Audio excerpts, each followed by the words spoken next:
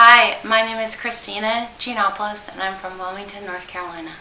My symptoms and diagnostic process was started on New Year's Eve of '07, and I had severe abdominal pain.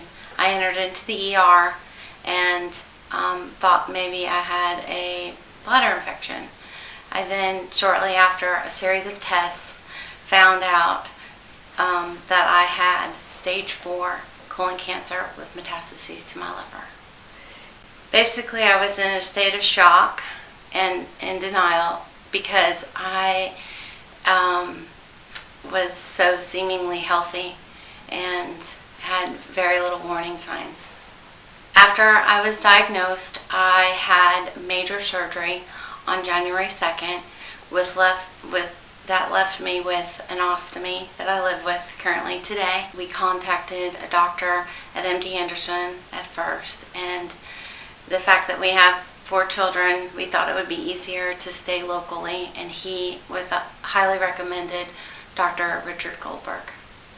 I then made an appointment to meet with Dr. Goldberg at UNC Chapel Hill. I came to him because he was is a specialist, and I wanted him to be very aggressive. I expressed to him how very young I was and how I have 4 children, so I wanted to be here. I have been having treatment at UNC Chapel Hill for 7 months. My chemotherapy is every 2 weeks, and I am in a clinical trial because I felt it was my calling to help find a cure and to help others. Just to take chemotherapy is one thing, but to enter into a clinical trial, I wanted to be a part of something larger. My chemo is going well. My results are miraculous. I had very, very large tumors in my liver that were the size of 8 centimeters. They are now down to 2 centimeters.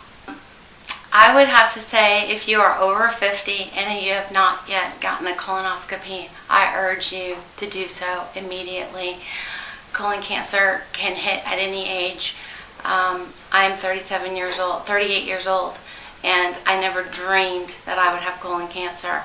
It can come in your 20s, your 30s, and your 50s. I had warning signs but didn't know it. My symptoms were extreme fatigue, unexplained weight loss, and some blood in my stool, which I had 4 children, so I figured it was hemorrhoidal, which was not obviously the case. So if you have any of those symptoms, I urge you to be screened and be seen, much like they talk about. I mean, it's important. No one wants to live through what I've been through. It's been very difficult. Very thankful that I'm still here. I mean, I was very close to death on the 31st of '07. Cancer has changed my life in so many different ways. It's come with a series of blessings and has made me appreciate, every day. I think I took my health for granted, and I was so seemingly healthy. I never dreamed I would be in a cancer world. I just never thought that it would be me. And I think that's why I wanted so badly to talk to you today, is that cancer has a different face, and cancer can come, it plays no favorites. And for me, it's changed my life dramatically. I feel like I read a quote in a book that really struck me, and that was, you'll go through this life twice, once before cancer and once after cancer, and the after being the most treasured, because it really does change you. My advice would be, look at your cancer as a complete mind, body, spirit situation. I wouldn't just rely on one thing in particular. I would take the I would just tackle it as with everything that you've got, not just chemotherapy, because it's everything. It's your attitude. It's how you look at it. And I try to find what cancer can't do. And cancer can't do a lot of things. It can't destroy love. It can't destroy your spirit. And you've got to fight with everything that you've got and never give up hope. And one thing that struck me is I didn't want to read about statistics, because I didn't think, I'm not a statistic, I'm a human being that's fighting a very powerful disease, but I don't give it the power. I try to every day think about when I'm going to be done with this cancer, not if. There are no ifs. I want people to learn that cancer looks different. It's not an older person's disease. It's me. I'm living with it, and I really feel that I can't be the only mother in America that has this disease or may have this disease brewing. I must have had this disease for many, many years before it was diagnosed, and I ignored some of the warning signs, and I want to bring awareness to it. It's important. Anybody I meet that I tell that I'm going through colon cancer cannot believe it. It doesn't look like me, but it does, and that's my message, is that it comes at any time.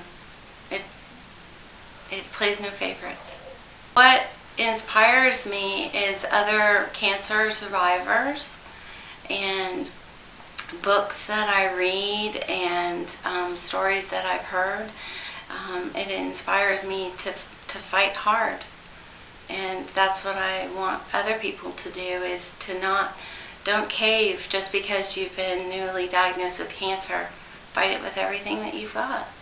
I feel like my care at UNC Chapel Hill has been unsurpassed. It's been excellent. I feel like they've crossed every T and dotted every I.